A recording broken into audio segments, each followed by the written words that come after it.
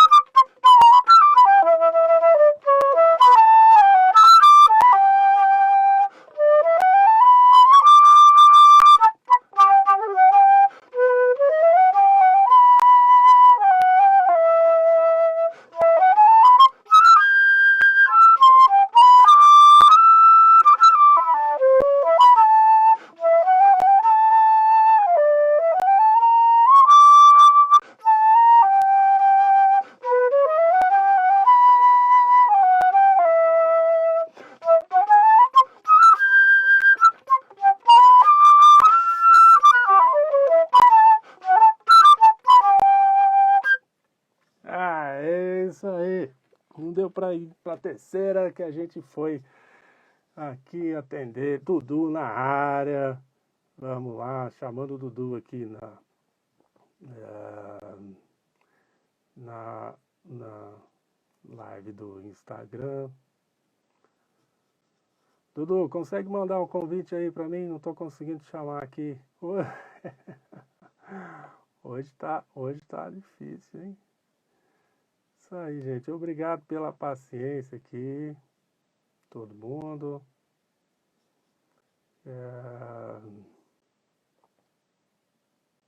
Exato, ao vivo. Aqui, pronto. Seguinte, gente, pessoal do YouTube, passando lá pro Instagram. E aí, Dudu? Caraca, que missão, hein, bicho? Que luta, hein? Tá tranquilo, bicho. Só vou encerrar aqui no YouTube. Estamos lá no Instagram hoje. É isso aí, gente do YouTube. Muito obrigado aí. Vamos lá pro Instagram. E a gente continua a live de lá. Valeu, um abração a todos aí. Obrigado pela paciência. E agora lá no Instagram. Tchau, tchau. E é isso aí, Dudu. Como é que tá aí, meu filho? Tudo bem, bicho? Quanto tempo, hein? Tudo bem, peraí, deixa eu ver se eu boto uma mesinha aqui pra não dar essa qualidade. Tá muito escuro aqui, peraí. Não, fica à vontade. Já até me arrisquei na flauta aqui com o exímio flautista, cara. Nem acredito que eu toquei flauta do lado de um flautista desse jeito aí. Como é que é o chorinho que você tocou? Linda Érica. Isso é Luiz Americano, né? Isso, Luiz Americano. Bonito pra caramba. Tem uma gravação do Proveta que é excepcional. Muito legal a gravação do Proveta. Proveta, porra, aula máxima, né? Professor, mestre, brabo. Professor, demais. Por você, né? Inclusive. Ficou ótimo agora. Assim como você. Obrigado aí, a produção que deu um levante aqui. Inclusive tem uma faixa no teu disco que são vocês dois tocando, né? Tenor junto, né? Que inclusive é um discaço que eu amo, que eu adoro, ouço direto, tá na minha playlist. Só que na minha playlist tá o disco de ponta a ponta, né? Que eu gosto de todas as faixas, gosto muito. Pô, obrigado aí. Tem mesmo uma faixa que é uma música dele, inclusive, dois tenores, Sim. muito, muito legal, uma composição dele, que ele quis fazer um lance como um cachimbinho, de ficar tocando os dois tenores juntos e sair trocando, né, as melodias ali, entre melodias e contrapontos. Nossa, a hora que ele chegou com a música, eu achei genial, e ele é genial mesmo, né? E também tem uma participação numa música minha, ele tocando clarinete, que eu fiz, inclusive, né, para ele, para todos os lemenses, chama Coquinho, porque os lemenses, quem nasce em Leme, tem o apelido de Coquinho, né, porque lá tem muito aqueles coqueiros que dá aqueles coquinhos pequenos, e aí eu falei, Aham. pô, já que vai ser o primeiro disco junto aí, né, vamos fazer uma homenagem aí, e saiu, O né, aquela seu coisa boa. esse disco é seu maravilhoso. E quem se deu bem nesse disco aí foi o Rodrigo Castro, né? Que também arrebenta no disco, né? O Rodrigo eu sou fã e ele é um dos responsáveis por eu tocar choro. Assim, a gente tocou muito junto e ele sempre me orientava, falava, vai por aqui, vai por ali e tal, não sei o quê. O cara, muito gente fina. E O falando em Rodrigo disco, Dudu Oliveira também tem um disco aqui chamado, eu não sei como pronuncia, Jamming. Jamming. é jam no gerúndio, né? A Uhum, ideia é gemeando, né? Digamos é, assim. muito bom, cara. Eu queria já começar por esse disco. Quem não sabe, esse disco está no também em todas as plataformas. E Jamming tem várias participações com Eduardo Neves, que teve aqui com a gente, Silvério Pontes, que também teve aqui com a gente, e tem composição do Dudu, a maioria.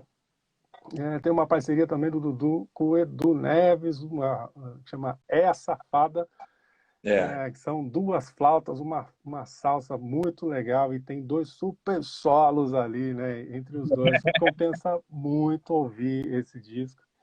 E Tem essa música, também, essa fala, música foi gravada pelo Hamilton de Holanda antes, né? Antes de eu lançar, ela foi hum, gravada pelo Hamilton no disco do Baile do Almeidinha. olha só, o Baile do Almedinha também sensacional. Tive a oportunidade de ver ao vivo uma vez, pô, muito legal, lá no Circo Voador. Isso É, mesmo. aí tem também, aqui que eu gostaria de salientar, que é um domingo no Tem Pão. participação do Gabriel Grossi também na segunda fase, Exatamente. que é Pois um, é. que é um jongo, né? É um Uhum, jongo jazz, é um afro-jazz, assim, digamos assim, né? uhum, É a segunda faixa logo do disco, assim. É uhum. o banzo, né? Que o Banzo. banzo é o lamento, né? Falavam que era o lamento do escravo, né? Uhum. Antigamente. E aí é uma música que inclusive, essa música, Banzo, eu não sei se você se lembra, quando a gente se conheceu, né? Porque a gente é chique, né? A gente se conheceu em Paris, né? Pois é.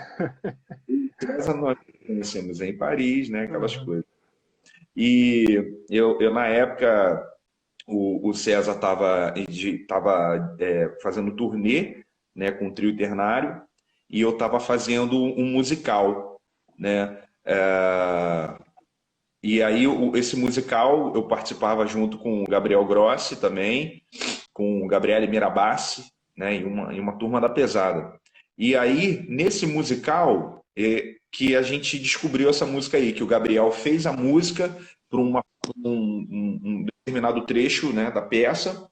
E aí, porra, eu tava no final do processo do meu disco, que esse meu disco aí, eu lancei ele em 2017, mas eu tava gravando ele desde 2010.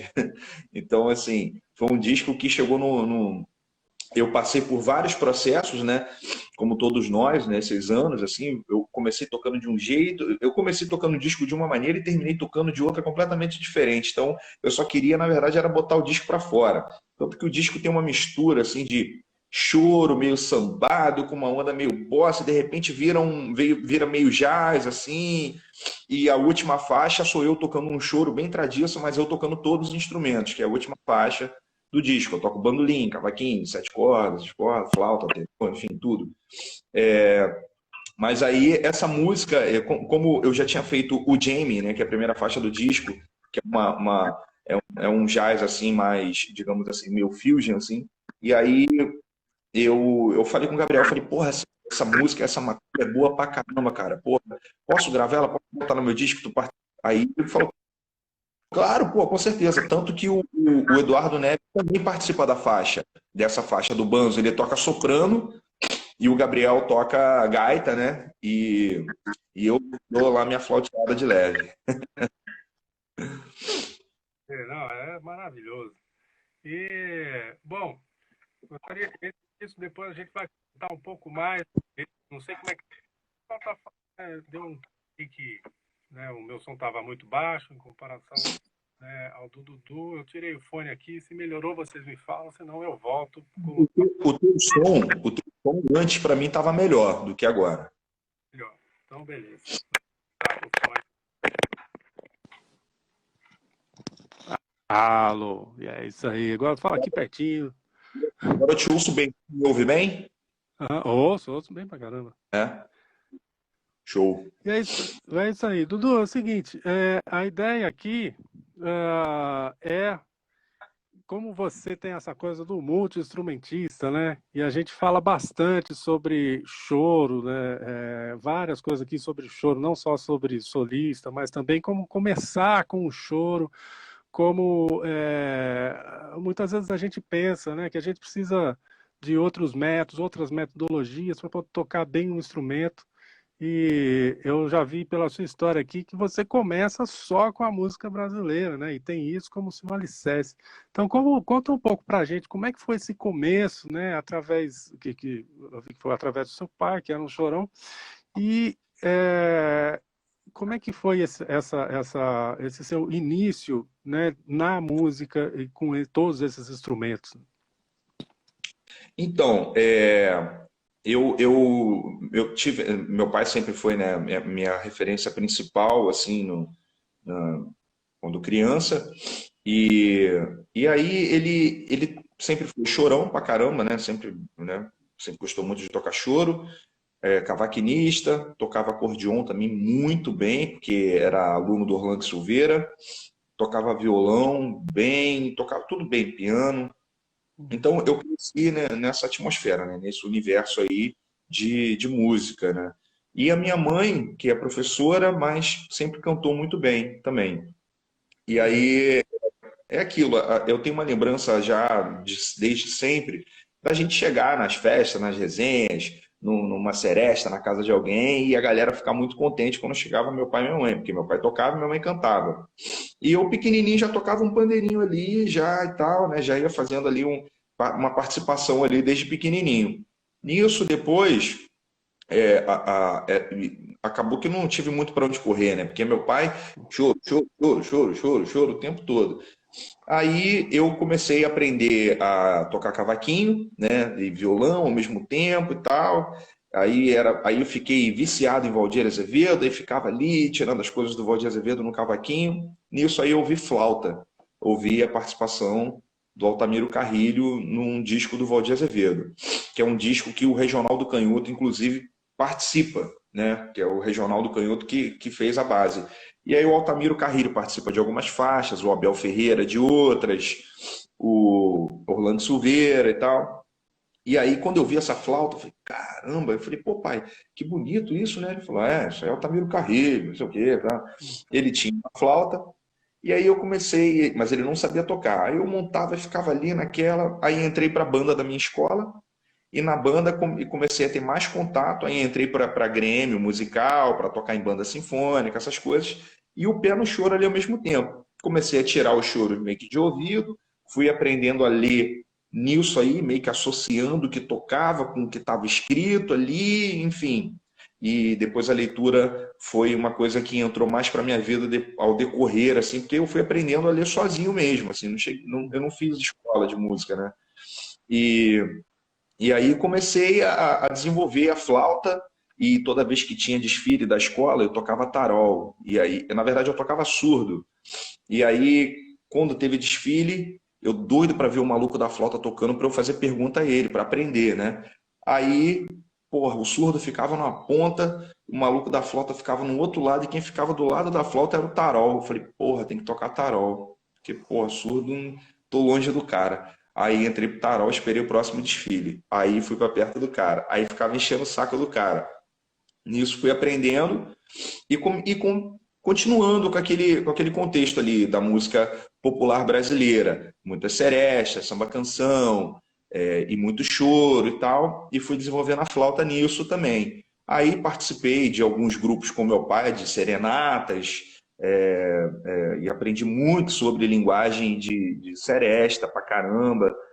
Aprendi muito sobre introdução, contracanto, dentro dessa, né, que é uma coisa que eu estudava aquilo como se aquilo fosse uma matéria, sabe? Meu pai me perturbava com aquilo como se aquilo ali fosse uma matéria. E ele falava: se você faz isso, você faz qualquer coisa.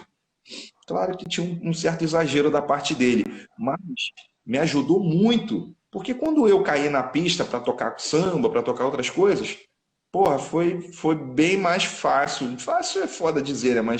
Mas foi bem, eu já cheguei com uma noção, né? Para poder. E aí, música brasileira a vida inteira, Altamiro Carrilho na veia, a vida inteira, sempre Altamiro Carrilho, sempre, sempre, sempre. É, Aí me tornei profissional, colei com o Altamiro, não saía do lado do Altamiro, ficava com o Altamiro o tempo todo, é, assim como o Antônio Rocha também sempre fez, mas aí eu sempre tive esse lance de tocar os outros instrumentos, trabalhar com samba. O samba foi. Eu fui pai muito cedo, então o samba porra, que montou um enxoval da minha filha, que me ajudou com tudo isso, né?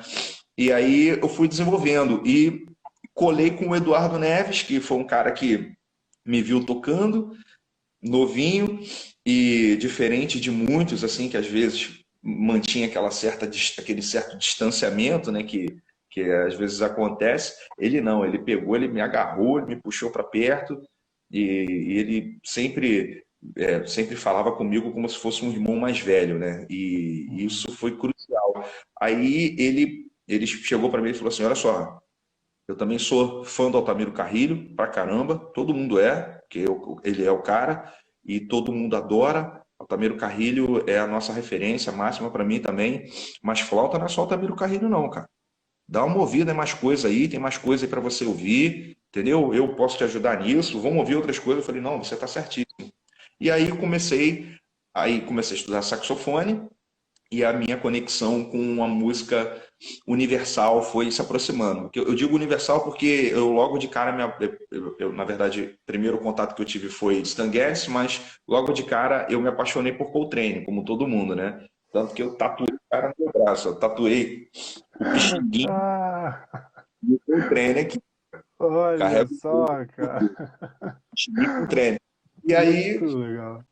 e aí o Pixinguinha também, que sempre foi minha referência máxima também, como compositor, como instrumentista, como um músico conhecedor de harmonia, né? A forma como o Pixinguinha via harmonia e a forma como ele fazia tudo parecer fácil, né, cara? Assim, um negócio assim muito louco. Mas aí eu me apaixo, eu digo música universal porque o Coltrane para mim é um cara, né, que ele também pregava isso, né, de ser o cara que não fazia jazz, assim, né? Como as pessoas falavam, né? Ele fazia música para o mundo, ele pensava de uma maneira diferente, né? E mal sabia ele que estava mudando o mundo mesmo, né? Pois é.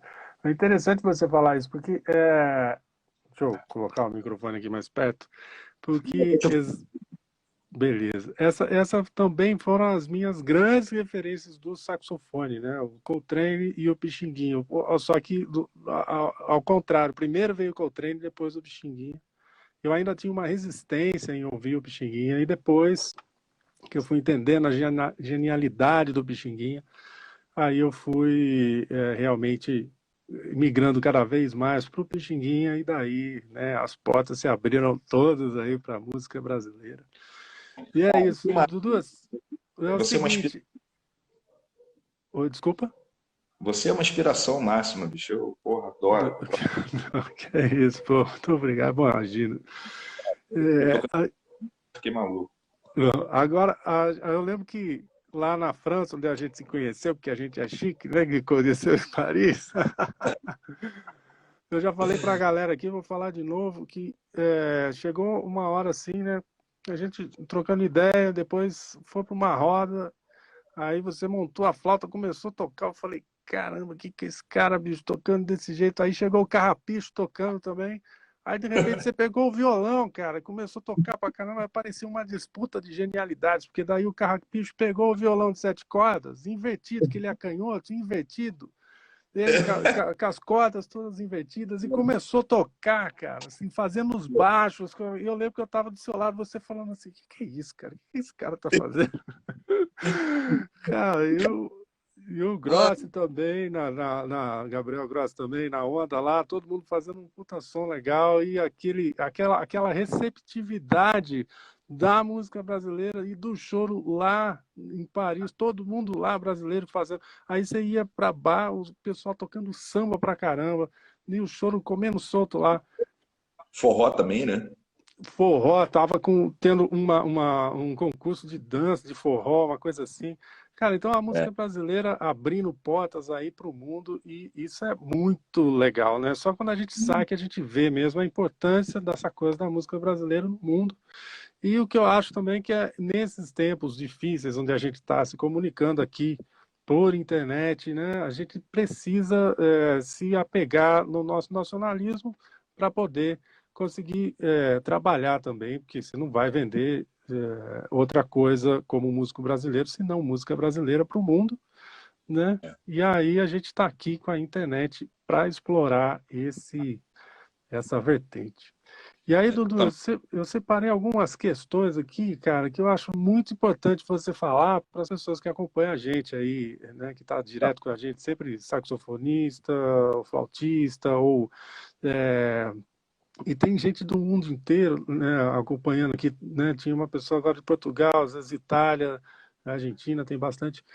E para falar para todo esse pessoal o seguinte, essa coisa da linguagem, né, do choro que você tem muito, né, muito bem resolvida, como que você coloca isso nos instrumentos, né, que você toca bandolim, né, falando de instrumento solista, você toca bandolim, o cavaquinho também pode ser solista, mas, mas tem o bandolim, a flauta e os saxofones, todos os saxofones, ou pelo menos o que eu já vi você tocando, soprano e tenor. E como é que você faz para pensar na linguagem nesses diferentes instrumentos? Se você puder falar as semelhanças que tem e também as diferenças, né? O que um ajuda no outro e o que não dá para juntar entre eles. Então, isso inclusive é uma pergunta assim que vira e mexe e rola assim, né, aqui para mim, chega aqui para mim de amigos, enfim, ou de alguém que está começando, que está estudando, e tal. Assim, para tocar instrumentos, principalmente de corda e, enfim, como o bandolim, o cavaquinho, tanto acompanhando quanto solando, o violão de 7 cordas, aço ou nylon, o violão de 6 cordas, tudo. Acho que para todo mundo que estuda um instrumento e leva o instrumento a sério, ele busca uma referência antes de ele começar realmente a botar a cara na rua para poder, né? Ou então antes de se tornar um profissional, não sei. Mas assim, todo mundo vem de uma referência, né? Você falou que Coltrane sempre foi tua referência, depois o Pixinguinha. Acredito que o Proveta também seja uma puta referência para você, porque Sim, às claro. vezes, quando eu ouvi você tocando sax tenor, eu lembrei do Proveta na hora, assim, por conta de algumas coisas de linguagem também que passa por ali, né? Então, assim, é, eu, eu acho que pode, eu acho que tudo assim é a maneira como você pensa. Eu busco as referências e sempre fico pensando nas referências. Então, quando eu vou tocar bandolim, eu lembro das minhas referências, do que me fez tocar bandolim. Ronaldo do bandolim, Jacó, né? Del Rian, Joel Nascimento. Então, quando eu vou tocar, eu lembro dessas coisas. Eu lembro dos caras, eu lembro do som, da maneira de tocar, da paletada, do swing, de frases. O Jacó do bandolim, eu acho que foi um dos caras mais, digamos assim, no bom sentido, copiados, né? Copiado, porque ele criou versões que até hoje a galera toca igualzinho como ele gravou. E mesmo assim, depois de virem inúmeras versões, a galera mantém fazendo. Por exemplo, Lamento, ninguém toca Lamento no bandolim diferente do jeito que o Jacó gravou, né? Uhum. Claro que, né, eu estou exagerando aqui, mas assim, é isso, né? Então, o bandolim é assim, o cavaquinho me inspiro muito no Valdir, pra caramba, pra solar, para acompanhar tem as minhas inspirações, canhoto, vamos lá, para tocar o violão, aço, penso no Dino, penso no Rafael, nylon, penso no Carlinhos Sete Cordas, penso no, né, enfim, o que não falta referência hoje em dia pra gente, violão de seis cordas, e assim eu vou.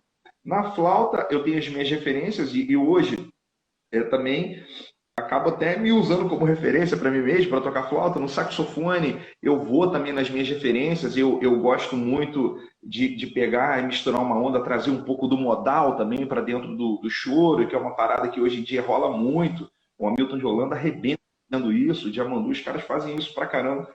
Então, às vezes eu pego um pouco o Coltrane, eu fico pensando, cara, como seria o Coltrane se ele pegasse uns choros aí do Pixinga para tocar, porra, ia ser animal, bicho, ele metendo aquele sonzão dele, e eram os caras contemporâneos, né? Se Uhum. existisse naquela época, os caras estariam fazendo isso, metendo bronca, né? Mas, então, assim, o Eduardo mesmo é uma puta inspiração para mim, tudo que o Eduardo faz, eu falo, caralho, bicho, que foda, cara, que vontade que dá de ter feito aquilo no lugar dele, vontade que me dá de ter essa ideia. Então, inclusive, ele tem um disco maravilhoso agora, novo, o Olaiá, que bicho, é padrão Big Band de Bossa Nova, o disco é Uhum. campeão mesmo, mas assim, é uma aula o disco. Então, as referências, para mim, elas vêm. Eu penso assim, quando vou tocar instrumentos diferentes, eu fico sempre com um pezinho ali na referência. E outra coisa que eu acho muito importante, que tem que ser sempre dito, que você está tocando, então você está fazendo música, tu não está fazendo cálculo. Claro que cálculo faz parte, né? Quando a gente associa a teoria ali e ajuda e auxilia para que a gente tenha recurso. Mas tu está fazendo música, as pessoas estão ouvindo, então você também tem que ouvir. Porque às vezes eu acho que acontece de entrar numa, de tocar sem estar ouvindo muito. Você está apenas pensando ali naquela matemática toda, naquela execução, e não está ouvindo o resultado. Então, eu acho que ouvir também o que está sendo feito acaba te ajudando a ter mais ou menos o discernimento ali do que está rolando, do que está soando bem, do que não está soando bem. Então, eu acho que está muito linkado a isso, para mim.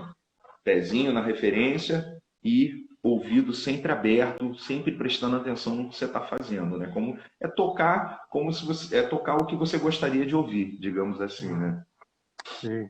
Sim, concordo plenamente. Inclusive, muita coisa a gente se perde musicalmente por causa dessa preocupação de estar fazendo tudo que estudou em casa e tal, e esquece do principal, que tocar é mais, na verdade, é mais ouvir do que tocar, né? Às vezes você está com os problemas assim que você resolve mais ouvindo do que tocando, né? E Exatamente. sem contar também quando você está sempre bem acompanhado, se você tocar, né, dar muitas pausas ali, prestar atenção no que as pessoas estão tocando, elas vão dar muitas ideias diferentes para você e coisas que a gente às vezes nunca tinha, e isso que é o legal da música de tocar junto, que infelizmente a gente não está tendo agora, mas é na hora ali a gente se ajudar e fazer essa troca da criatividade de cada um e tal.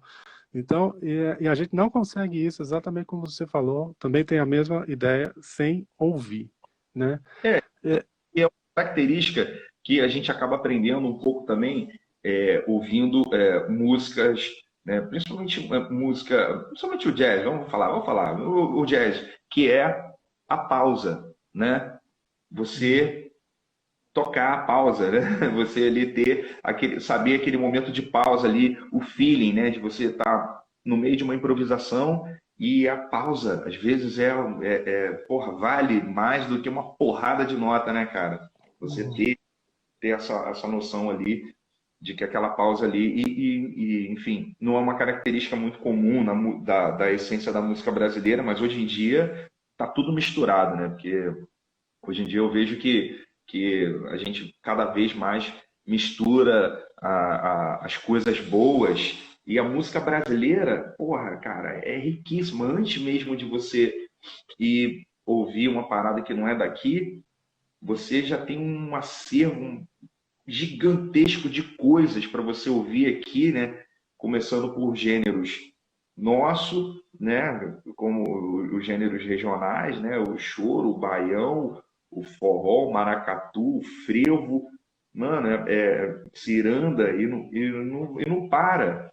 Então, e aí quando tu pega isso tudo e tu mistura, como também pessoas de outros países fazem, como os gringos fazem também, né? De pegar música de tudo quanto é canto no mundo, inclusive música brasileira, né? Que é uma música que é tocada no mundo todo, né? Música brasileira é admirada por todos, né? Sim. Um adendo a isso é que tem uma questão que às vezes a gente não, mas às vezes muita gente, né, muitos de nós brasileiros não entendemos que o que acontece é que quando você tem essa mistura, né, no caso do jazz, da música norte-americana, a base sempre é o jazz, que tem as músicas somadas ao jazz, né? Sim. Então você vai fazer uma bossa nova, é uma bossa nova jazzística, né? Você vai fazer o pessoal lá do Steve Coleman, Amy Page e tal, que mistura a música do mundo todo, uma música super moderna, super complicada de ouvir, mas a base é o jazz, né? Então, o que eu acredito é que a gente tem que fazer todas essas misturas, mas com a nossa base na música brasileira, para que se tempere a música brasileira com outros sabores, outras nuances que a gente não tem aqui. E para isso a gente precisa do quê, né? Dessa base que você tanto falou, que você tanto desenvolveu, que é música de seresta, o choro, né? Os grandes, né? Quem foram os grandes no bandolim, né? Foram as suas referências, né? Você escolheu os melhores, né? Então, as melhores referências. Inclusive, eu não sei se você está ligado, mas deve estar ligado, que você é um pesquisador. Mas eu convido a galera a ouvir dois discos que o Altamiro Carrilho lançou, um em 77 e o outro em 79, que é o Clássicos em Choro, que é a música clássica tocada num formato de choro, por um regional de choro, dois violões, duas percussões, né, pandeiro e mais um instrumento de percussão, dois violões, cavaquinho e flauta, né? E ali, bicho, ele toca Mozart, ele toca Bach, ele toca Beethoven, ele toca Tchaikovsky, ele toca tudo. E ele gravou dois discos, ele ganhou o prêmio Sharp e tal. E passou também, assim, aí tudo vai da disposição do cara, né? O Altamiro Carrilho era um maluco que a gente estava cansado de saber e de ver que era um cara dotado de uma disposição impagável. Então, ele teve muita disposição para fazer essa parada. Ele adaptou músicas eruditas, né? Que já fazer isso é muita audácia, né? Porque a música erudita é fogo, né? Se você mexer com música erudita, você tem que estar preparado, né? Para você mexer com música clássica. E ele fez isso, foi muito criticado e foi muito elogiado ao mesmo tempo. Então eu convido muita galera para poder ouvir esse disco. Eu tenho os dois discos na internet, tem no YouTube, no Spotify só tem o volume 2. Eu não sei se você conhece, já ouviu esse disco. Clássicos em Choro. Uhum. E é demais muito. O disco é muito maneiro, é muito legal, é incrível, assim. Primeiro o Altamiro Carrilho tocando as músicas, assim, é incrível. E é tudo isso adaptado para uma formação de regional, sacou? Inclusive, época atrás, eu fazia uma roda de samba instrumental, né, chamada Sopro do Samba. E aí eu tocava a Dona Ali voado, com pandeiro, cavaquinho, violão de 7 cordas, e vamos embora. Aí eu mudava a articulação, não articulação bebop. Fazia uma articulação de choro mesmo, né? Como se fosse um choro, né? Que dá para tocar ela como se fosse um choro. A única coisa que ela não tem de característica de choro, que eu diria, é o tom. E Dudu, você fala uma coisa muito importante aí, né? Sobre como definir um estilo através de articulações, né? Como é que você construiu vamos dizer, esse arcabouço de articulações, assim, a ponto de, quando escolhidas determinadas articulações, fazer um estilo diferente, né? Como é que você organizou isso? Eu acho que foi ouvindo mesmo, assim, ouvindo. Eu sempre fui muito de ouvir. Eu sou um cara que ouço música o tempo todo. Eu tô no carro, eu tô ouvindo música, eu ouço música, eu me imagino tocando aquela música que eu tô ouvindo. Então eu presto atenção, por exemplo, eu escuto o disco do César Rovessi e eu me imagino tocando ali no lugar dele, sacou? E aí fico ali prestando atenção no tipo de articulação que se usa para determinada coisa, para determinado momento. Então, a música americana, ela é fato de que ela é em cima do bebop pra caramba, né? Que é o tipo de articulação que se usa muito e que diferencia muito da nossa música, né? Tirando isso, vem os arpejos, vem as outras coisas que a gente usa também em tudo, né? Mas esse tipo de articulação, de você fazer uma escala e a mesma escala com articulações diferentes e a escala parece que é outra, né? Você fazer pão, bará, bará, bará, bará, bará, toi, tá, tá, toi, tá, tá, toi, tá, tá, tá, tá, tá, tá, tá, tá, tá, tá, tá. Isso tudo já muda pra caramba. A música brasileira, eu acho que ela, ela tem uma variedade incrível, né? Você ouve o Spock tocando e aí tu vê, né? Ali, tu vê o frevo ali em pessoa, né, cara? O cara toca, Uhum. é uma coisa incrível. Até quando ele vai tocar uma outra onda, vira e mexe o pezinho, tá ali no frevo. Ele faz um lance e tu fala, caralho, é o Spock, né? Uhum. E o Altamiro, por exemplo, ele foi um cara que, para mim, ele desenvolveu uma das principais características do Altamiro Carrilho, para mim, foi a articulação, né? Além do fato dele ter o som mais lindo de flauta, na minha opinião, dele ser virtuoso demais, ter o staccato mais sinistro, mas ele usava um tipo de articulação que eu sempre falo muito para as pessoas que estudam flauta comigo, que é uma articulação que é aquela alternada, né? Que você faz tai, ta, ta, tai, ta, ta, tai, ta, ta, tai, ta, ta, tai, ta, ta, tai, né? Ou você ataca duas e liga, né? Liga a Uhum. próxima nota. Ou ao contrário, liga e começa a atacar, né? Tai, ta, ta, tai, ou ta, ta, tai, ta, ta, tai, ta, ta, tai. Essa ta, ta, tai, ta, ta, tai é a célula do pandeiro, digamos assim.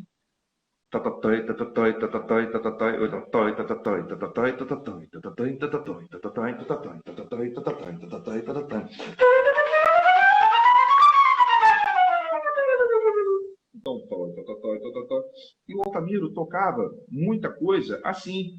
A maioria das Uhum. coisas que ele tocava, ao invés de ele articular tudo simples ou duplo staccato, como o Copinha fazia, como o próprio Pichininha, como o Benedito fazia, o Altamiro fazia diferente. Ele fazia.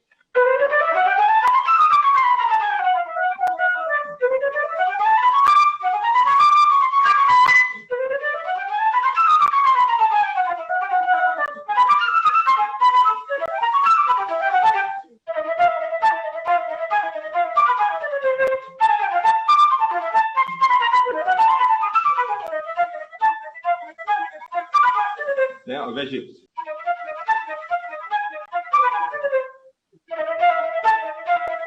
Então, faz toda a diferença. Na verdade, você faz menos força ainda, né? Que é uma Uhum. coisa. Mas sempre que eu passo para a galera esse tipo de articulação, a galera se surpreende. Fala, ah, é isso. Ah, beleza. Aí quando pega para fazer, porra, mas peraí, não é simples assim. Eu falo, não é. Mas depois tu pega um embalo. Mas ela te ajuda muito, além de limpar, definir, tu não perde timbre e ainda, pô, para flauta, então, e no saxofone também, o uso pra caramba no saxofone também, você deve usar sempre. E eu acho que você fez uma pergunta e eu acabei indo para um outro lado, né? Não, mas tá super legal. Não, porque mas é exatamente isso, cara. Porque uma coisa que você falou que me chamou, duas coisas que você falou que me chamou a atenção. Eu vou começar lá de trás, depois, se eu não perder, eu volto aqui para a articulação. Você no meio falou o seguinte: você falou que sobre o Spock, né? Que o Spock é o frevo. E depois que, por mais que ele faça bastante coisas diferentes, chega uma hora ali que você falou assim, é o Entrega. Spock. Isso me chamou a atenção por causa do seguinte, a gente conhece o Spock porque ele soa frevo, né? É, Você acredita né, que o estudo de um gênero, por exemplo, o choro, ele pode te dar também uma autenticidade, uma particularidade musical, assim como Ah, você citou o frevo pelo Spock, ou seja, a música brasileira no geral, essas músicas de raiz, né? A gente está falando de choro aqui porque, né, a gente toca choro e tal. eu acho que sim, pra caramba, com certeza, assim. Primeiro porque o choro, ele acaba te dando uma bagagem muito boa, né? Ele enriquece a sua biblioteca, porque você estudar um choro completo, você já aprendeu coisa pra caramba. Porque geralmente eles têm três partes, acorde pra caramba, harmonia pra caramba, nota pra caramba pra decorar, né? Tem gente até da galera da antiga, né? Fala assim, porra, depois de você tocar isso tudo, tu ainda quer improvisar? Porra, nota pra tu ainda quer inventar mais coisa, né? Tem essa direto. Pô, que eu entendo, cara, eu acho engraçado. Mas é por aí, mais ou menos. Então, eu acho que o choro, ele te dá uma bagagem. Se você se identificar, claro que aquilo ali vai te ajudar a ter uma identidade, né? Digamos assim, para mim foi crucial, né? O fato de eu ter vindo do choro, né? De eu vir do choro, de ser a minha essência, me ajudou muito, me ajudou pra caramba, assim, inclusive pra música norte-americana, pra caramba. Porra, como eu falei do Donna Lee, né, que eu achei, eu acho, né, essa semelhança, às vezes em Donna Lee, apesar de Charlie Parker, porra, ser visto como um cara piradíssimo, né, mas quem bichinha também não pirava, né, então tem essas coisas.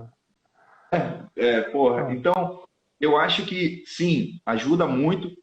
O Spock, então, porra, um exemplo, né, eu acho que, assim, um cara que é um puta exemplo, é o Léo Ganneman, saca? Que, pô, é ídolo nosso pra caramba, referência, e um grande camarada, que é um cara que tá aí no cenário atuando, um cara maneiríssimo.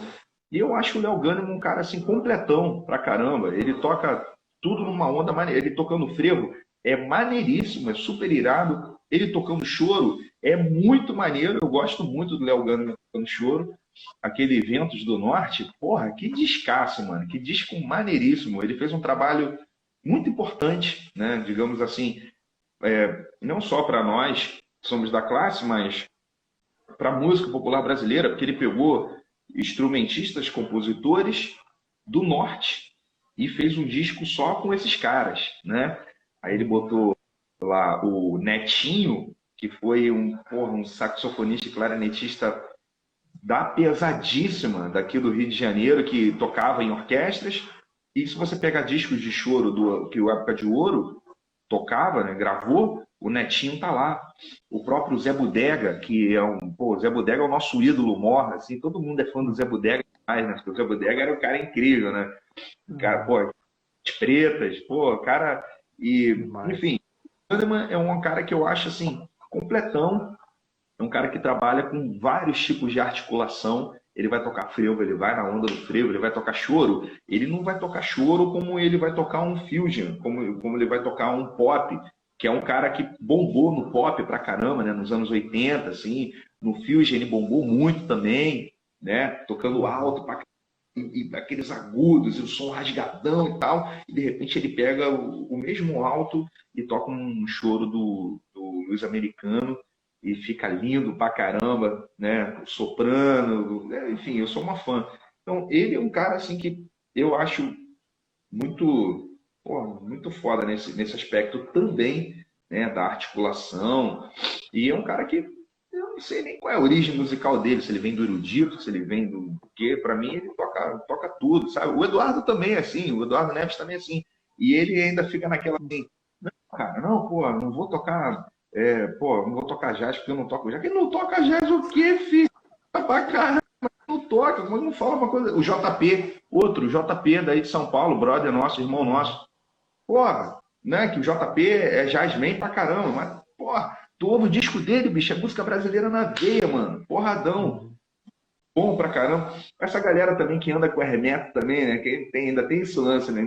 A gente tá falando aqui do Hermeto, né, cara? Que a gente, né, a gente falou que vou parar para olhar para o lado do Hermeto lá, bicho, tem que ser mais umas 3 lives aí, porque é demais, Ah, né? não, aí é assunto, assunto demais. Inclusive, o Neto também tem vários shows compostos aí, super legais. Tem aquele que eu tirei dele, mas na verdade não como choro, assim, tirei para tocar com a galera, Rebuliço, que tem a segunda parte só com cestinas.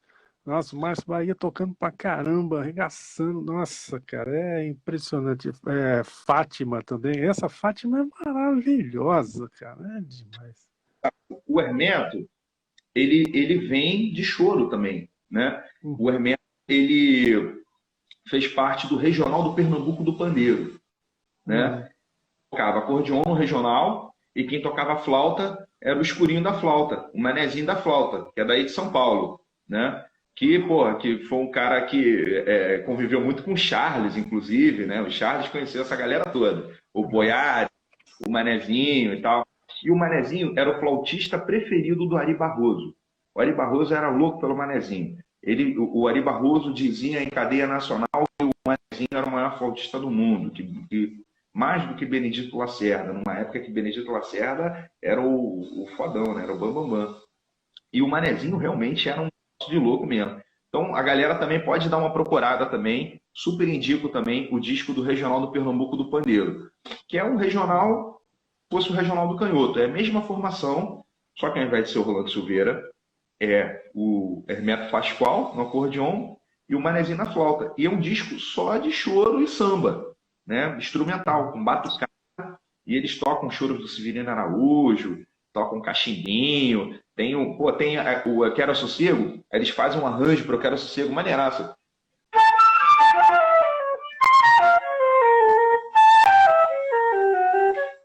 Aí toca em si menor. Eles fazem uma modulação de Ré menor para Si menor, é maneiraço, muito maneiro, cara. Muito Não, legal. super legal. E me parece, não me falha a memória e também se não me falhe as ferramentas de pesquisa aqui que eu utilizei na época, parece que o Regional do Pernambuco foi o primeiro o grupo que o Hermeto participou, quando ele chegou no Rio, né? Que é esse grupo aí, acho que tem 2 discos gravados, né? Foi Tem. Eu sou um, que é aquele samba no morro, batucada de morro, uma coisa assim, não é? Uma coisa assim uhum, que fala de morro, que é maneiraça. A capa do disco é muito legal também, né, cara? E o Manezinho dá uma surra de flauta ali uhum, e estão largando o aço. E depois o Hermeto vai e me lança ali o quarteto novo, tocando flauta o disco inteiro, tocando flauta pra caramba, que é um disco de música brasileira, com influência já de música de vanguarda. Inclusive tem um documentário do Paulo Moura, que não sei se você já viu, tem no YouTube, um documentário que ele gravou meado dos anos 70, mais ou menos, que ele fala dos músicos instrumentistas e compositores que atuavam no cenário naquela época ali. Aí ele cita o Hermeto, ele cita o Egberto, o Bituca, né, o Milton Nascimento, eu não lembro, mas fala mais alguém. E né, ele fala do Hermeto Pascoal. Aí, inclusive, é até legal pra caramba, porque o Paulo Moura está narrando, né? É um documentário dos anos 70, então né, tem aquele jeito daquela época né, de filmar e tal. E tá o Paulo Moura narrando e o Hermeto encostado assim, né, no portão da casa dele, assim, só olhando assim para a câmera, assim, com aquele cabelão dele, e o Paulo Moura falando, né? E o casos surpreendentes na música brasileira, como o Hermeto Pascoal, que é um cara que faz música, faz world music, sem ao menos ter ouvido nenhum desses caras que já eram famosos naquela época. Ele não ficava ouvindo os caras, não. Ele fazia o que dava na cabeça dele e saía essas loucuras aí, essas genialidades, né?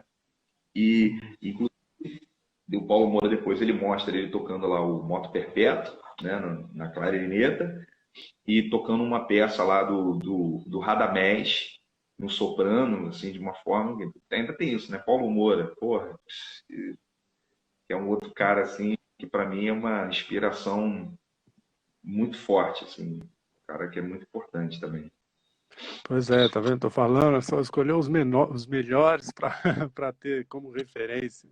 Paulo Moura é demais. Inclusive tivemos uma live aqui com a Dani Spielmann também, que falou muito sobre o Ele Paulo Moura.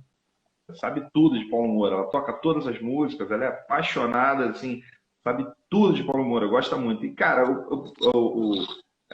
o Paulo Moura, ele foi o cara que vem do erudito, né? Mas o sonho dele era tocar em cassino, porque a família dele tocava em cassino.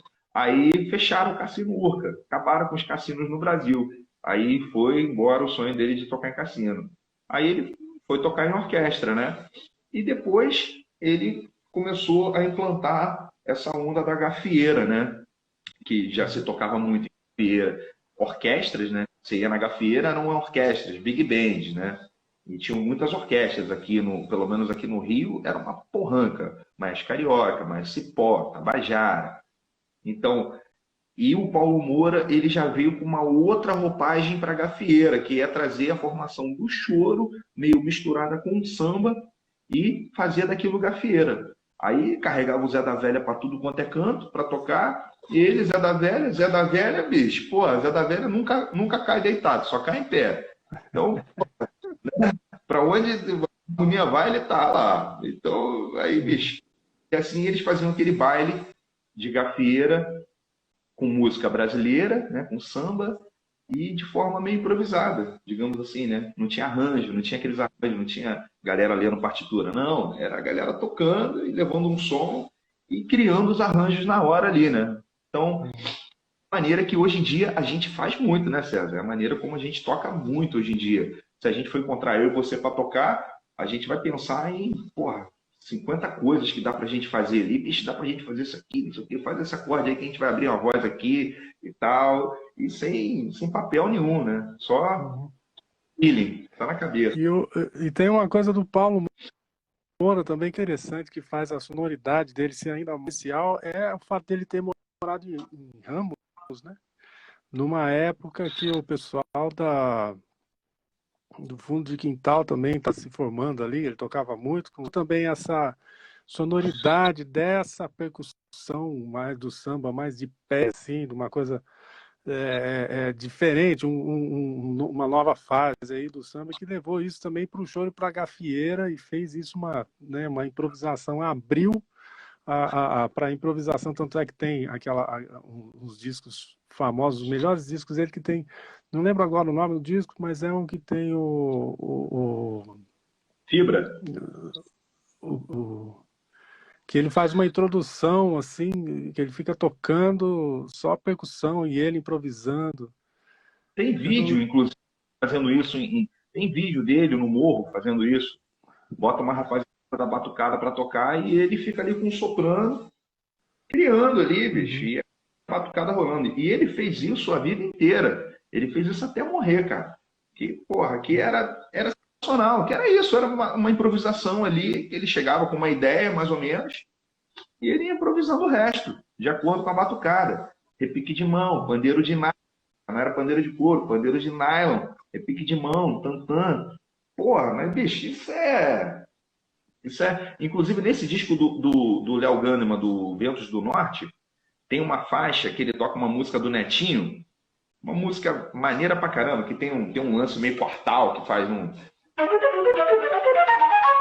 Sabe, tem um lance assim, tá ligado? Tem um do Netinho que é maneiro pra caramba, que tem um back que tem um lance meio quartal, assim. E essa faixa, mano, é repique de anel. Repique de anel é pandeiro de couro, mas é com repique de anel, mão, surdo, tantã, batucada vera. Inclusive, eu falei do anel aqui, eu lembrei de uma coisa, que a maioria dos discos do Altamiro Carrilho, a percussão era pandeiro de couro e repique de anel. Na maioria dos discos. Se você ouvir assim, era sempre o risadinho do pandeiro e o Jorge Gomes, que é o filho dele, né? Que é o Jorge Gomes batera, que toca com o Zeca, lá que a gente toca junto, inclusive, que é o fodaço, assim, batera fodaço. Mas ele que tocava anel nos discos, às vezes o Risadinha tocava o anel e o pandeiro era o Saneto, Então, a maioria dos discos do Altamiro Carneiro que tu pegar, assim, da década de 70 70, que foi uma época que ele mais fez isso mesmo. É batucada real mesmo, assim, maneiraço. Bom, Nossa, eu demais. gosto muito disso. Eu consultei aqui o oráculo Google e tá aqui, Paulo Moura, chorinho pra você, que ele fica improvisando pra caramba. E no disco Mistura e Manda. Pô, um descasso. Que tem o Rafael Rabelo tocando sete cordas de aço novinho. Exatamente, tocando tudo, inclusive, né? Que ele já faz, o disco já começa com uma introdução do Rafael, né? O disco já começa assim. Tu ouve a primeira faixa e é um disco que tem uns lances meio de mixagem, meio doido, né? Assim, o disco ele tem como se fossem uns déficits assim de mix, mas que, bicho, é um sucesso danado, assim. Tem um, por exemplo, no Caminhando tem um trecho da música na segunda parte que fica tudo baixo e fica só o violão de sete cordas na cara. A sensação que dá é como se a galera estivesse fazendo uma mix ali no violão naquele momento. E aí Uhum. esqueceu o violão depois para lançar a música, tá ligado? Então fica muito a música baixinha e só o violão na cara. Aí depois volta a mix. No próprio Chorinho para Você tem um trecho que a clarineta também fica mais alta também. Tinha um, né, mais baixa também. Esse disco é maneiraço também. E é um disco que parece que foi feito meio assim. A galera, mano, vamos lá. Conta aí, vamos nessa. O Mané do Cavaco, ele participa também de algumas partes. Quem toca é o Jonas, né?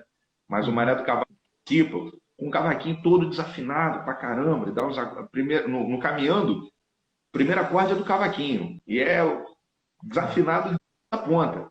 E, bicho, é isso aí, vamos embora. A gente é isso aí. Vamos pro pagode. Então, a essência do músico brasileiro é demais. Olha aí, Fabiano Segalotti. Caraca, engraçado que eu pensei nele agora. Fabiano Segalotti aí, que agora mora aí na tua área, aí, mora na tua terra agora, em São Paulo. Ó, que bacana. Pô, se não fosse pandemia agora, a gente ia se encontrar aqui, mas daqui a pouco a gente tá saindo dessa. A gente gravou, semana passada gravamos um naipe aí pro DVD do Diogo Nogueira. Eu, ele, o Ó, Eduardo e o Vander, que é eu um. vi a foto, nossa, tô louco pra ouvir esse som aí, naipe, naipe de responsa. Fabiano foi um cara que, por exemplo, assim, é muito importante assim, na minha vida musical, muito influente pra caramba. Tivemos grupos juntos e tal. E ele foi um cara que pegou muito no meu pé em questão de leitura, pra caramba, me botava na fogueira mesmo, e eu aprendi mais sobre leitura à primeira vista assim. Ele me botava nas fogueiras na rabuda mesmo e me ajudava. Depois ele me dava umas dicas sobre naipe, sobre articulação em naipe, linguagem de naipe. Porra, aprendi muita coisa com ele, assim, aprendi muita coisa mesmo com o Fabiano. E é um cara também que é um cara que transita do erudito ao popular com uma facilidade muito grande, porque ele tocou na Sinfônica Brasileira aqui no Rio, e toca choro pra caramba. Pô, toca, Uhum. improvisa, sabe? Bem pra caramba, solfeja, assovia, dança. De caralho, Fabiano é demais. Maravilhoso. Pois é, obrigado pela presença aí e tal. Dudu, voltando àquela pergunta, Fabiano, inclusive, acho que a gente se encontrou, antes de ir para a pergunta, a gente se encontrou no Daniel uma vez, no Daniel Tamborim, e também acho que eu fiz um ensaio no lugar do Dirceu faz muito tempo, no Dirceu Leite faz muito tempo, naquela Expo Samba, que foi lá que eu conheci o Fabiano, acho. Foram dois momentos assim, mas foram muito rápidos e agora está em São Paulo aí, vamos ver se a gente se cruza mais. É o outro que só cai em pé também. Tu pode largar lá, é igual gato. É, é isso aí. O Dudu, agora aquela outra pergunta que eu não esqueci. Fabiano, eu lembro, pô, massa aí, bicho. Obrigado aí pela presença lá. A outra, a pergunta que a gente estava falando de articulação, depois eu falando de outras coisas, tá super legal o papo, mas eu gostaria de voltar nisso. Porque eu acho uma coisa muito importante, assim, principalmente para quem toca, né, vários instrumentos, ou também não, né? Porque às vezes eu, por exemplo, eu precisei consultar muitos instrumentos, muitas gravações de outros instrumentos que não eram o meu, para também poder me auxiliar no desenvolver de uma linguagem, né? Que era no choro, no caso, né? É, e eu queria saber de você, como você falou das suas referências musicais, né?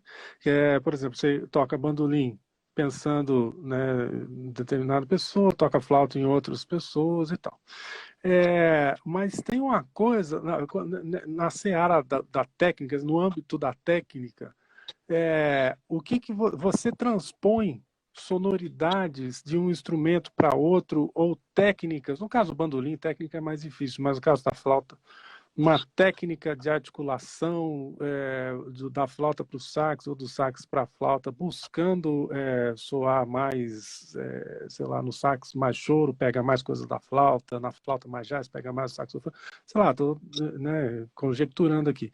Mas existe isso, sim, no seu tocar, no seu desenvolvimento, exercícios técnicos que você faz na flauta e adapta para o saxofone, porque você acha que vai dar um resultado legal?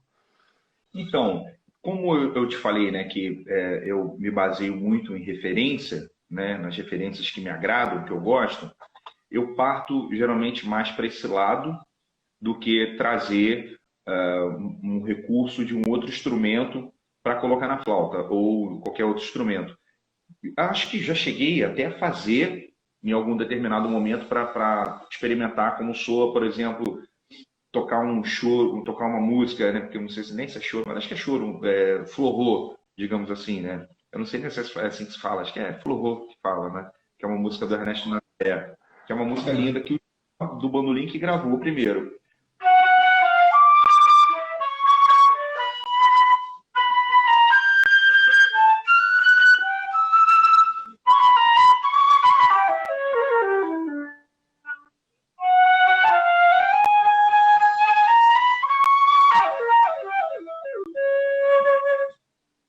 Quando eu tirei, a referência que eu tinha era do Jacó. Mas fiquei ali, copiei tudinho como o Jacó fez, até porque era a referência que eu tinha, nem partitura nem nada, tirei de ouvido. Então, depois fiquei pensando, porra, como é que seria se fosse o Altamiro tocando isso? E aí eu vou pegar os ornamentos que ele usava em outras músicas, que ele usava, digamos assim, na flauta, fora a música, fora a canção, na flauta e usar naquela música ali. E assim eu vou fazendo com outros instrumentos. Então, eu acabo meio que ficando dentro da linguagem daquele instrumento ali que já existe, na verdade é porque é o que me agrada. Assim. Então, quando eu vou pegar o saxofone e vou tocar eu, por exemplo, tem músicas que eu escolho tocar no saxofone e outras eu escolho tocar na flauta porque acho que vai soar melhor, porque eu tenho de ideia ali na flauta, ou acho que vai soar melhor no saxofone. Quando eu vou tocar compositores de palheta, principalmente cachimbinho, vamos falar de cachimbinho, estou falando cachimbinho, estou falando de cachimbinho. Vou tocar no tenor, vou tocar no soprano e vou aplicar aquela linguagem ali, um pouco do jazz, assim, digamos, em termos de, às vezes, baixo pedal, aplicar o modal mesmo, pensar no som, no efeito. Às vezes você estaciona numa nota 8 compassos e ali você já falou coisa pra caramba, só com um sonzão do instrumento, né? Então eu acho que eu parto mais para esse lado, assim, de ficar dentro da linguagem do instrumento e trazer a linguagem desse instrumento para um outro gênero ou para uma outra onda e explorar a linguagem desse instrumento naquela música. Então, se eu for tocar a mesma música na flauta ou no saxofone ou em qualquer outro instrumento, eu vou tocar diferente em cada um deles, sacou? Uhum. Oh, muito legal. Bom, a gente já está com aqui quase uma hora de conversa aqui. Uma hora É, ou não cai mais? não, acho que não cai mais, porque até agora não avisou nada, então fica aí, né? Deixa aí, não vou falar muito, não. Vai que ele ouve e corta a nossa transmissão. E a outra coisa é o seguinte, cara, eu sempre pergunto isso. Perguntei para o Eduardo Neves, perguntei para o Dirceu, e agora, assim, uma questão mais próxima, assim, vocês já vão entender por quê. Gostaria de perguntar para você também.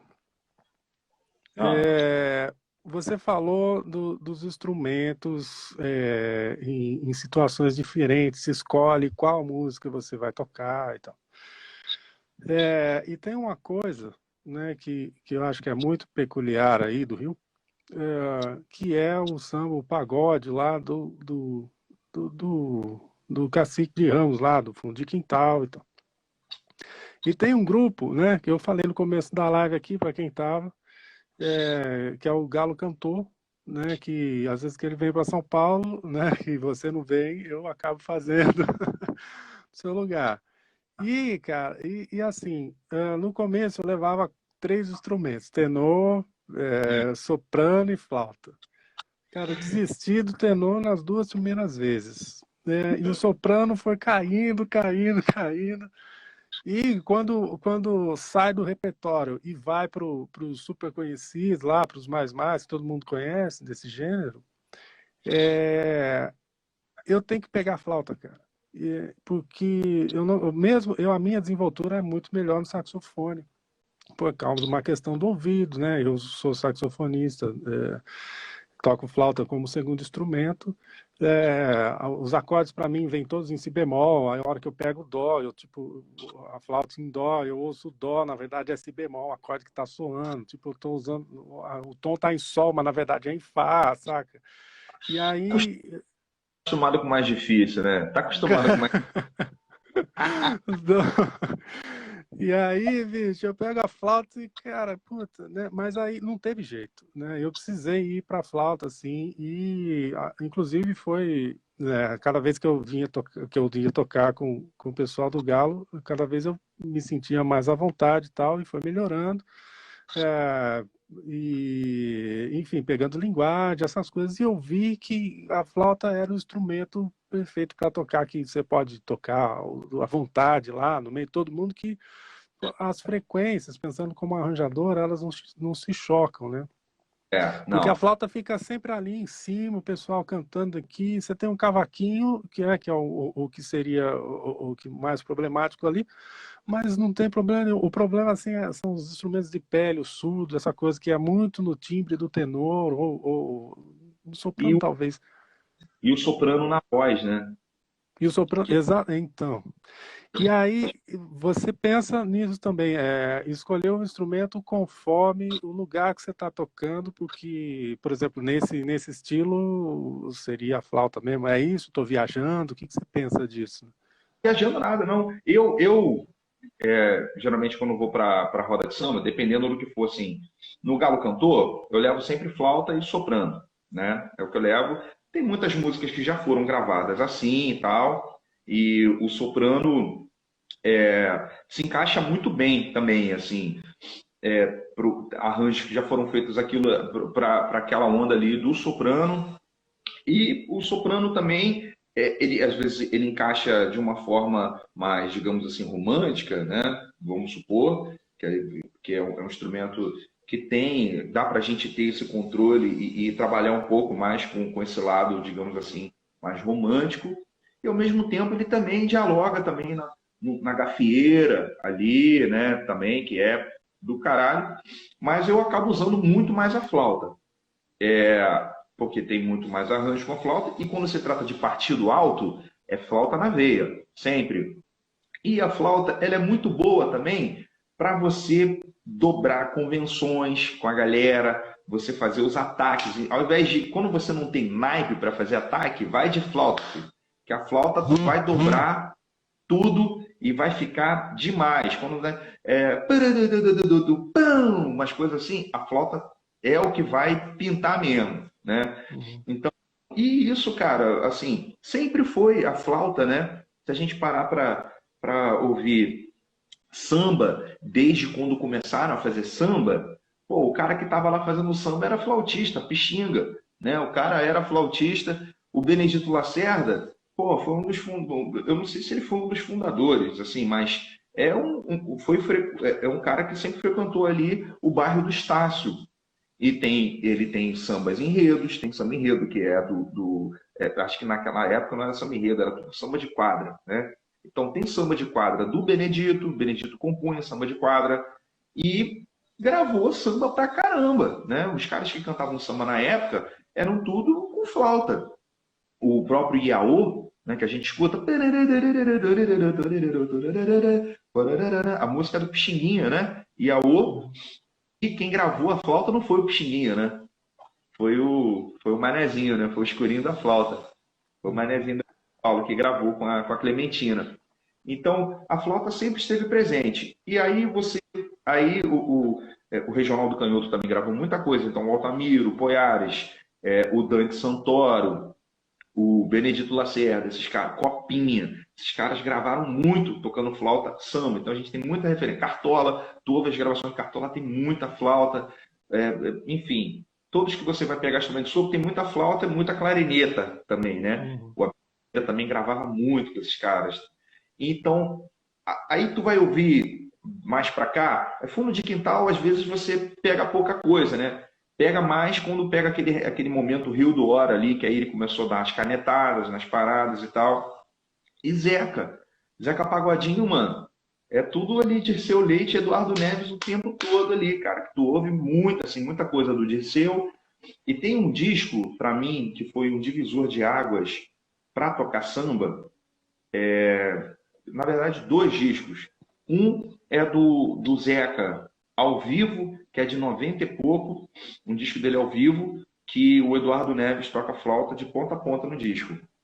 Aí só tem uma faixa, que é o Saudade Louca, que ele gravou de flauta e depois ele refez o soprano em estúdio, né? Mas esse disco para mim é demais, que o disco começa assim, ó.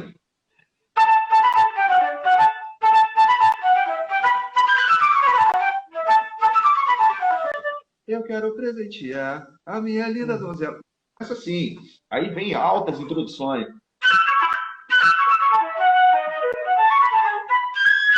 né? Aí, enfim, esse disco para mim foi demais, porque o Eduardo dá uma aula de flauta ali, de flauta no samba. Aí eu falei, caralho, bicho, é isso? Aí tirei tudo.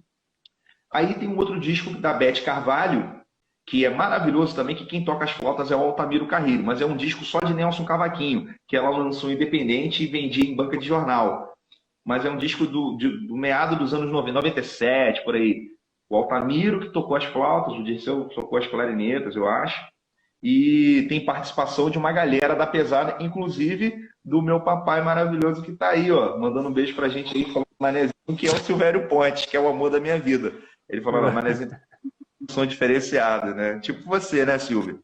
O Silvério participou desse disco da Beth Carvalho também, só de Nelson Cavaquinho, que para mim também é um disco muito importante também né, nessa questão do instrumento de melodia dialogando ali com o samba. Aí o Hamilton participa, o Época de Ouro participa com o Ronaldo, né, no bandolim. O Dirceu, acho que é nem clarineta, acho que é soprano que ele toca em algumas faixas. E as faixas que o Altamiro gravou de flauta, pô, tem uma que é linda, ele faz uma.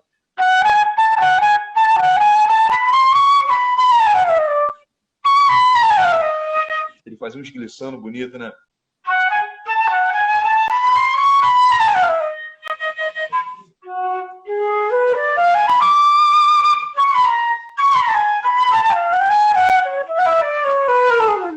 Cara, uma coisa linda a introdução, assim. Aí, Uhum. cara, vê lá, era o Altamiro. Já bem velhinho, já tocando pra caramba. Então, isso aí, pra mim também foi, cara, assim, porra, é isso que eu quero fazer. Aí tu ouve o Mundo é um Moinho.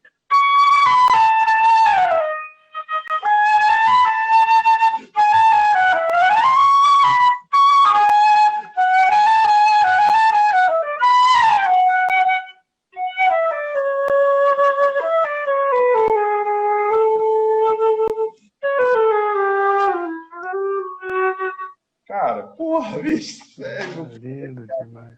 É um negócio de louco, né, cara? Ah. Silvério aí, presente na nossa live, muito obrigado aí, cara, puta, o Silvério é um cara muito, sempre foi minha referência, vários shows, a gente fez uma live aqui também, já falei, rasguei cedo pra caramba, falei, velho, essa música foi com você, essa música foi com você, essa música foi com... Fiz a lista das músicas que eu tirei na gravação do Silvério, pra pegar a linguagem também do show, sabe, entender como que ele tocava e tal. Pô, cara, muito demais. Sim, para mim também, assim, eu sou fã do Silvério Pontes, assim, vai além, assim, claro que hoje em dia hoje em dia não, né, há muito tempo que o Silvério me conhece desde novinho e sempre carreguei muito amor por ele como pessoa, mas é um cara que a gente ouve tocar e se emociona, isso é, é incontrolável. E tem discos importantíssimos, né? Assim, todos os discos que o Silvério gravou são muito importantes para todos nós, para a música popular brasileira, a maneira de tocar, a bandeira que ele defende, a referência que ele é, né? Ou seja, os músicos que ele formou, né? Porque ele formou a gente, ele me formou, ele formou o Aquiles, que, porra, é uma raridade, o Aquiles.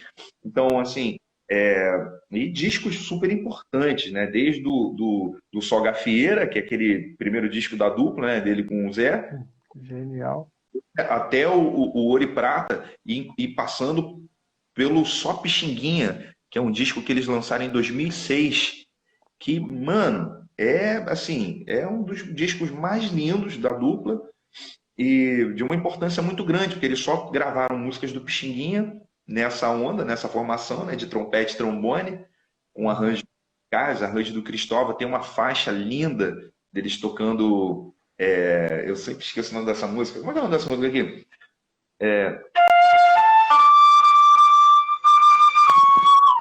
Desprezado. Desprezado, só que eles tocam em Mi bemol, o Desprezado, o Silvério no flúgel, o Cristóvão no piano e o Charles no violão. Nossa, assim, é de passar mal. E tocam. É foda. Desculpa o termo, cara, é foda, né? Porque é um disco que tem. Inclusive, o Silvério tem o pé no jazz também, né? É fã de Chet Baker pra caramba, né? É fã do Miles, é fã dessa galera toda. E aí traz para a música brasileira também esses elementos. Traz aquele som do Chet Baker, né? O som do sopro.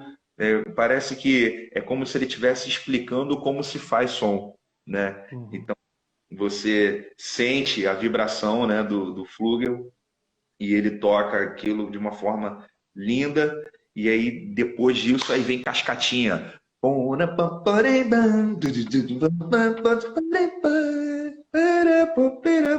Festa. Porra, é demais. O disco já começa com festa. Depois eu digo. Não, né?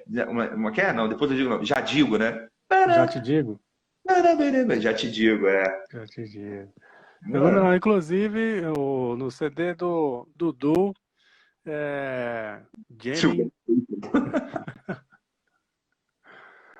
Bom, enquanto é uma piada interna, eu vou explicando aqui. Um Gringo em Santa, aqui, Um Gringo em Santa é uma música com participação de todas as plataformas e tem uma intro de flauta e flúgel, que é meio jazzeada, assim, ainda não assume muito jazz, depois vem um choro meio estampado. Aí depois, no meio da música, vem aquela coisa do Dixieland pesado e o Silvério já sai a lá Louis Armstrong, assim, e começa uma brincadeira maravilhosa. Ouçam aí o CD Jamming do Dudu Oliveira, está em todas as plataformas. E sobre essa música, Um Gringo em Santa é demais. Parabéns aí a você, por todas as composições quase suas. E altas participações aí, ótimo disco. Então, aconselho aí, pessoal, para ouvir, é demais. Eu recomendo também para a galera, na verdade, recomendo, né? Eu peço, né, para a galera também dar uma conferida num trabalho que eu lancei no começo desse ano, que é o Jambu, que é um quarteto do qual faço parte, que sou eu, Júlio Florindo, que estava aí na live aí agora com a gente, Pedro Franco, que é o nosso monstrinho de estimação, né? E o Johnny Kapler, que é um batera, cara, que é mais um monstrinho de estimação que nós temos. O Johnny Kapler, que assim, cara, é uma coisa de louco, assim, a sensibilidade que esse baterista tem, o músico incrível que ele é deficiente visual, né? Ele é cego e toca assim horrores, assim, uma coisa linda, assim. Então a gente montou esse quarteto para ver qual era, porque quarteto de amigos e tal, e acabamos gravando um EP que tá também no Spotify, também em todas as plataformas digitais. O nome do quarteto chama-se Jambu e tem 4 músicas lá autorais, né? Música minha, do Pedro, do Júlio, e tem também um programa que eu estava até assistindo ontem, que eu estava vivendo um momento nostálgico e aí estava assistindo um programa que a gente gravou chamado Cena Instrumental pela TV Brasil. E aí tem lá no YouTube também. Então, se a galera botar Jambu, Cena Instrumental, ou então Jambu, TV Brasil, vai assistir o programa. E a gente trabalha com essa formação. Guitarra, uma guitarra Strato, que é o Pedrinho Franco tocando, de dedo, fazendo coisas assim, loucas pra caramba, baixo, batera e eu tocando sax flauta. E é um disco muito legal, um trabalho muito bacana, que a gente está investindo pesadíssimo aí. A gente quer poder propagar mais e voltar, quando voltar a shows e tal, cair dentro nesse quartetinho. E eu tô com um trabalho já aí meio que entrando em estúdio, vou começar a entrar em estúdio agora para gravar meu segundo disquinho solo, que é o Cidade Nova, que vem com só músicas autorais também, vem com uma parada bem legal aí, é um disco um pouquinho mais underground, digamos assim, um pouquinho a bola um pouco mais baixa, mas é música brasileira para vocês aí, para a galera toda. Legal pra caramba. Vocês podem ver aí que é só música, quer dizer, só música brasileira, mas é o principal, é a música brasileira aí, comendo solta aí na carreira do Dudu Oliveira. E uma coisa maravilhosa aí, esse cara tocando todas essas músicas brasileiras e principalmente choro e samba. Principalmente que eu digo, né, que foi da maneira que a gente se conheceu, a maneira que eu sempre te vejo também tocando. E tem bastante trabalho, né, Dudu, nessa seara aí da música brasileira aí, né? Tem, cara, tem bastante coisa.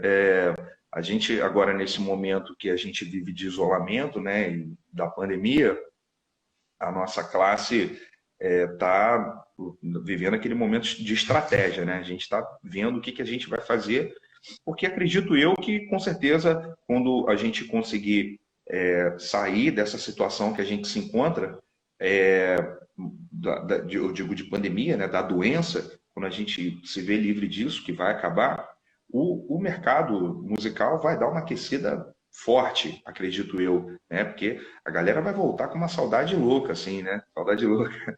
Uhum. Então, eu estou planejando ali.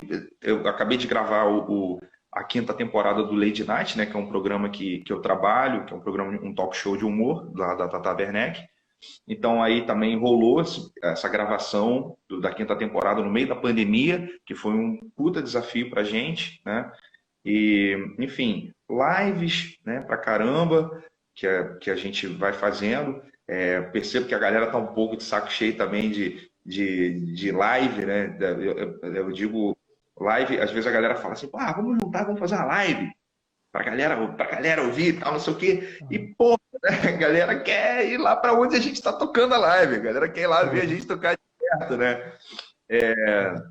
Então, assim, a gente vai se adaptando, como essas resenhas, essa resenha que você faz, que, porra, né? Acabou que a gente caiu dentro disso também, que foi uma coisa maravilhosa, fantástica, porque agora a gente também tem a possibilidade de a gente poder falar sobre o nosso trabalho, falar sobre nossas diferenças, dar dicas, né? E, enfim, puxar esses gatilhos aí que tu tá, por exemplo, que tu tá fazendo agora. Tu falou, pô, Dudu, vamos lá fazer uma live lá para você poder falar um pouco com a galera, trocar uma ideia e tal. E, pô, enfim, eu acho que tudo só tem a agregar, né? Porque quando a gente sair da situação de pandemia, a gente deve continuar também fazendo essas coisas que agregam, né? E, enfim, tudo é trabalho, por exemplo. A gente está aqui agora trabalhando, filho, né? Pois é, estamos aí, né? Fazendo nosso trabalho aqui, e é isso, cara, né? O trabalho é sempre do artista, é esse. Sempre usar os mecanismos que estão aí dispostos e da maneira que é possível, e é isso. Se não está tocando, está falando sobre música. E nesses tempos, quanto mais falar e conscientizar o povo, né, a galera que está aí acompanhando, muitos conscientes, né, mas conscientizar as pessoas de que a gente está aqui produzindo da maneira que a gente pode, sempre soltando alguma coisa na internet, sempre fazendo alguma coisa nesse sentido, a gente está fazendo. Isso aí, a arte é uma luta não pela dificuldade, mas também pelo sonho que a gente tem, que na verdade é um ideal, né? Quem é artista por ideal. E não que isso não seja uma profissão, pelo contrário, mas a gente não larga e pode acontecer, pode cair o mundo que a gente está tocando, que a gente está falando de música, que a gente está sempre levantando essa bandeira da música boa, da música, né, que a gente acredita ser aí. Eu acredito muito na música como uma conscientização das pessoas para um mundo melhor, né? Independente de você tocar ou independente de você ser ouvinte, mas quanto melhor a arte, né, mais senso crítico a gente tem para resolver os nossos problemas, principalmente os problemas políticos, aí não deixar ser enganado, Exatamente. saber diferenciar pessoas, né, boas e ruins, pessoas que vão fazer realmente a diferença, né, para uma nação. Então, a gente está aí fazendo esse trabalho, levantando essa bandeira, e eu acredito muito também, isso é uma particularidade minha, na verdade, que é na música brasileira, e isso não é um nacionalismo tosco, mas é um nacionalismo que a gente está precisando no momento, que é para a gente reaver o nosso orgulho de ser o brasileiro que somos, né? Não os brasileiros que o mundo está vendo que a gente é, mas que está achando que a gente é. Os brasileiros que nós somos com a nossa cultura, com a nossa arte, com a nossa, né, inteligência, que muitas vezes muitas pessoas não acreditam, mas, por exemplo, quando você teve maior investimento na ciência, você acabou descobrindo gênios pelo Brasil que nunca tinha acontecido, e esses gênios todos exportados depois. Então é isso, vamos exportar a nossa música também, e, Exatamente. e É tanta coisa. É muita coisa para a gente deixar de lado, né? É muita coisa para a gente fingir que não está ali, ou para a gente, às vezes, falar que é chato, né? Às vezes, a gente vê um pouco assim, desculpa, assim, não é uma crítica nem desmerecendo o gosto de ninguém, mas eu acho que às vezes, talvez, se a gente se permitir um pouco mais, a gente pode descobrir um novo maneiro, cara, né? Então tem tanta coisa, cara, tem tanta coisa. E pessoas que vêm de fora, elas vêm para cá, para nossa terra, às vezes só para absorver isso. Pessoas que economizam um ano inteiro grana para poder viajar para o Rio de Janeiro, para poder viajar para Olinda, para poder viajar para São Paulo e conhecer como é ali, como funciona a estrutura de São Paulo, que é aquela miscelânea boa pra caramba de gente, porque São Paulo você encontra gente de tudo quanto é canto do país ali apresentando o que tem de melhor, né? Então, pessoas que vão para outros cantos, vão para o Nordeste, vão para o Norte para ouvir música, para ver dança, para aprender dança, né? Então, tanta coisa, cara, tanta coisa, e a gente sabe que tem tanto lugar no mundo que sonharia ter 3% do que a gente tem aqui, cara, né? E o cara não tem, e o país é de primeiro mundo, e é um país desenvolvido, e o cara não tem nada disso que a gente tem, e a gente ainda tá lá no subdesenvolvido e tal. Então, porra, tem alguma coisa errada, né, mano? O problema, então, né, tem alguma coisa errada que não tá certa, né? uhum, Será que a gente, não sei, né? Vamos é, pensar nisso, mano. uhum. Estamos ao vivo aqui e tal. E aí, Dudu, para encerrar, gostaria só que você desse uma palavrinha aí para as pessoas que estão aí assistindo, para alunos que estão começando a tocar, ou para aquele profissional que está buscando, né, alçar um outro patamar na sua carreira, né? Falar alguma coisa aí de despedida. Claro. Bem, o que eu falo sempre para a galera que está começando ouça, a gente está falando de música. Música a gente ouve, né? Então, ouça bastante, busque referências, se imagine no lugar daquele ídolo, daquela referência ali. Se imagina fazendo aquilo ali, ouve mesmo, presta atenção, vai buscar referências, vai buscar quem te agrade mais e se agarra naquilo ali. Isso vai te ajudar, vai te dar um pontapé forte para que você desenvolva em técnica, em conceito, em estilo. Música brasileira é uma das nossas maiores relíquias, dos nossos maiores patrimônios. A gente não pode deixar que a cultura caia. A gente não pode permitir isso, cara. Que a cultura ela seja tratada da forma como ela está sendo tratada, né? A gente nem ministério mais tem, cara. Porra. Então, a gente tem que pensar nisso, a gente tem que falar isso. A gente tem que falar isso. Política, tem gente que acha que é chato e tal, porque transformaram a política numa coisa chata para justamente ninguém querer dialogar sobre isso. E, porra, hoje em dia a gente está debatendo sobre isso. Então, a gente tem que ter ministério, porra, tem que ter cultura, cara. O país que mais tem cultura não vai ter cultura, mano. Porra, então a gente tem que pensar nisso. E a arte, ela caminha tudo junto. A arte cênica caminha junto com a música, caminha junto com a dança, tá tudo linkado. O cinema, no cinema tem música, na peça de teatro tem música, na novela tem música, tudo tem música. Porra, tudo quanto é canto que tu vai tem música. Aonde for, numa esquina que você for, tu vai ver gente tocando. Porra, aqui no Rio de Janeiro, como em São Paulo também. Porra, você vira a esquina, tem um maluco sentado num banco tocando uma flauta com uma partitura ali na frente, ali tocando ali, chorinho. Em São Paulo, antigamente, a galera via o Charles, molequinho, tocando flauta nas ruas de São Paulo. Um dos maiores flautistas do mundo. Um cara chocante, assim.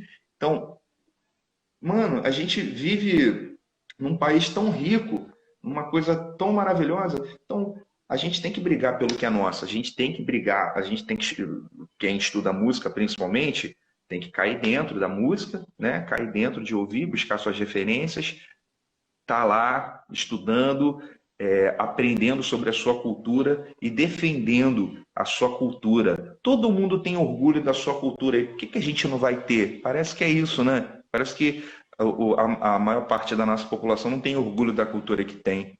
E por que não tem? Pô, como não, cara? Talvez você não conheça. Se não conhece, vai conhecer, vai achar uma que se identifique, porque a variedade é imensa. E vamos embora. E na música é isso. Estuda pra caramba, ouve, vai tocar, vai pra rua, vai tocar junto. Não agora, né? Mas quando acabar a pandemia, vai tocar junto, vai absorver, vai aprender bagagem, cola com quem sabe, tenha humildade, pergunte, nunca tenha vergonha de perguntar, porque a gente sempre vai ter uma disposição muito boa para poder responder.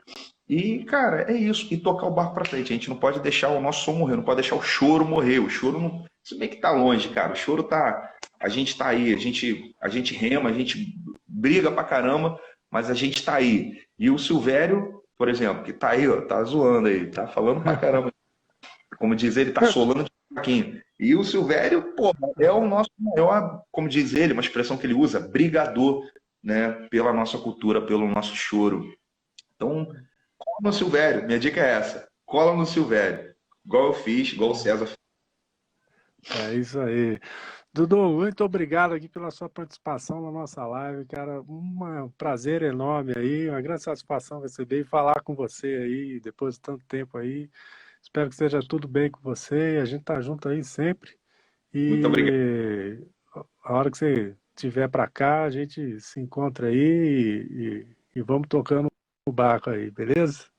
Cara, pô, muito obrigado a você pelo convite, César. Pô, vida longa esse projeto maravilhoso, importantíssimo aí que você está carregando aí, que você está fazendo, que é de muita importância. Eu já estava ligado, já estou acompanhando já há um tempo e fiquei muito honrado, muito contente com o seu convite, um cara que eu admiro muito. Falo de novo para a galera, vou reiterar aqui, ouça o disco do César, que é um disco maneiríssimo, muito. Inclusive, tu tem que botar essas partes desses choros aí, disponibilizar para a galera para a gente tocar nas rodas. Principalmente aquele do. Ah, panorâmico. Mano, que isso, cara? Pô, tem que tocar isso, cara. Tem que tentar Não, tocar, caramba. boa ideia, bicho. Isso aí vai ser resolvido em breve. Valeu a dica aí. Pô, eu tô no começo da fila. Beleza. É isso aí, gente. Então, muito obrigado, Dudu. Muito obrigado a todo mundo aí que participou também. E a gente volta na semana que vem, terça-feira, às 19, com mais convidado aí. E segue aí até uma semana antes tô no carnaval já. Uma semana antes do Natal, nossas lives e vamos seguindo aí, ok?